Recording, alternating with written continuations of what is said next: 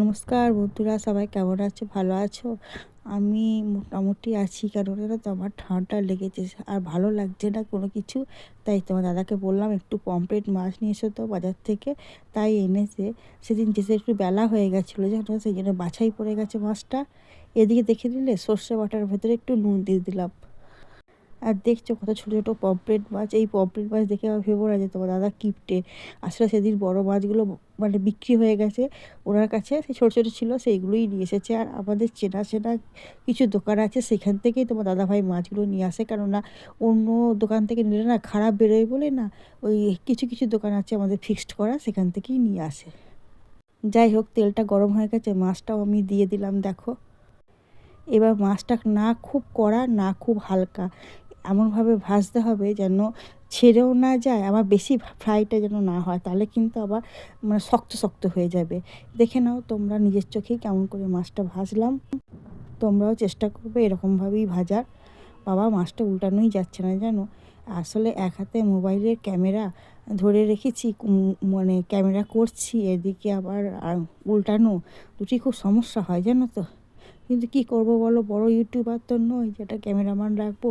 তোমরা যদি একটু সাপোর্ট করো তাহলে সবই হয়ে যায় আমার।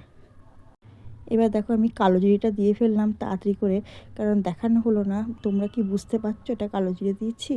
অল্প পরিমাণে, কিন্তু 2 চিমটে মতো। এবার আদা রসুনটা যেটা বেটে রেখেছিলাম সেটা দেবো। তোমরা কি আমার মতনই এইভাবেই পমফ্রেট মাছটা করো? যদি না করে থাকো তাহলে একবার করে দেখো, দারুণ লাগে। সবাই দেখেছি হয় সর্ষে বাটা দিয়ে করে, আর না হলে আদা রসুন দিয়ে করে। কিন্তু আমার শাশুড়িকেই প্রথম দেখেছিলাম এইভাবে করতে। তোমরা যদি না করে থাকো একবার চেষ্টা করো এরকমভাবে করার, দারুণ দারুণ লাগে খেতে জানো। আমার মাস্টারমশাইটা খুব ভালো ছিল জানো। আমার শাশুড়ি অনেক রকম রান্না জানে, আর প্রত্যেকটা সুস্বাদু জানো। আমি তো কিছুই জানতাম না, সবটাই এখানে এসে শেখা জানো। আর এই দেখো তেলটাও ছেড়ে গেল গল্প করতে করতে। মাছের মানে মশলার তেলটাও ছেড়ে গেছে। এবার মাছগুলো দিয়ে দেবো আমি, আর সর্ষে বাটাটাও দিয়ে দেবো। প্রথমে সর্ষে বাটাটা দেবো, এই যে ভেজানো ছিল। আর তোমরা যদি এমনি সর্ষে দাও না, তাহলে চেষ্টা করবে ছেঁকে দেওয়া। সবসময় বলি ছেঁকে দিতে। আমি যেহেতু মানে ডাস্টটাই ব্যবহার করি, সেই জন্য আর আমাকে ছাঁকতে হয় না। এবার মাছগুলো দিয়ে দিলাম। এবার ভালো করে একটুখানি মানে মাছগুলোটা ফুটিয়ে নিতে হবে। আর মানে একটু গ্রেভি গ্রেভি রাখবো, মানে খুব ঝোল থাকবে না কিন্তু এই মাছে।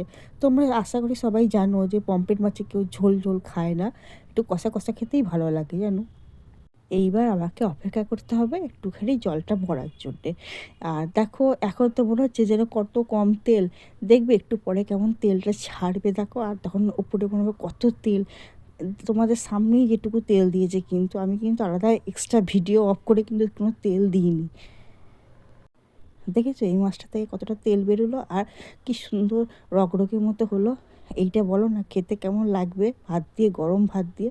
আর এই গরম আমরাও খাবো, তোমরাও একদিন করে খেও। আর কমেন্টে অবশ্যই জানাবে কেমন লাগলো। আমার ভিডিওটা একটা সাবস্ক্রাইব করে দিও, শেয়ার আর লাইকও